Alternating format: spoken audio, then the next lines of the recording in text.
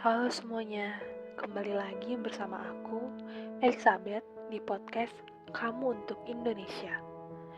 Tema yang bakalan kita bahas pada hari ini adalah anti korupsi. Loh, kenapa anti korupsi? Berat banget ya topik bahasannya. Tenang, nggak berat kok. Kita bahas pelan-pelan ya. Kalau dengar kata korupsi, pasti hal pertama yang paling nempel di kepala kita adalah perbuatan pejabat-pejabat yang kurang bertanggung jawab, yang mengambil atau merampas hak rakyat kecil. Wow, korupsi seakan-akan sangat eksklusif ya, dan jauh dari kehidupan kita sehari-hari.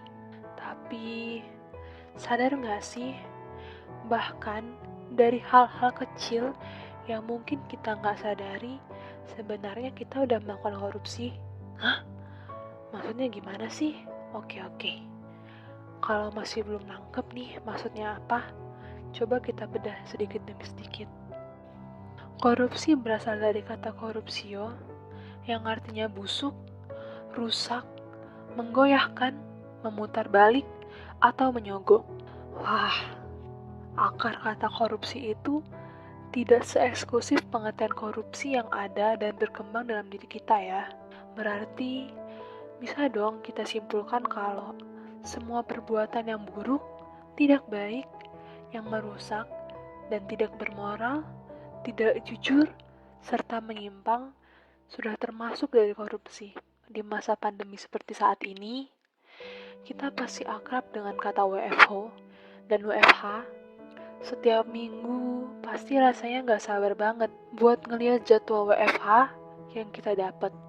Apalagi kalau jadwal WFH-nya ada di hari Jumat. Wah, long weekend nih. Terus di kepala kita mulai deh merancang to-do list. Misalnya bangun jam 8 pagi, terus leyeh-leyeh dulu sampai jam 10, terus dilanjutkan mandi, terus lanjut nih drakoran, atau malah lanjut tidur lagi. Terus gak terasa, udah jam 12, tinggal buka aplikasi ojek online dan pesan makanan. Coba deh, ada gak sih dari to-do list itu yang menyinggung pekerjaan? Gak ada kan? Padahal WFA itu ada kata work di dalamnya. Tapi malah gak kerja, malah malas-malesan, tapi tetap dibayar. Ternyata banyak kan perilaku kita yang gak kita sadari udah mencerminkan sifat tidak jujur dan menyimpang, yang merupakan akar dari korupsi. Kita harus gimana dong supaya terhindar dari korupsi?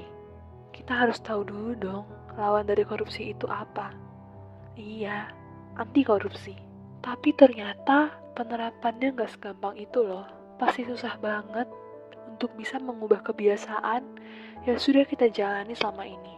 Tapi kita bisa mulai dari hal kecil. Misalnya, kita bisa bersikap dan berkata jujur.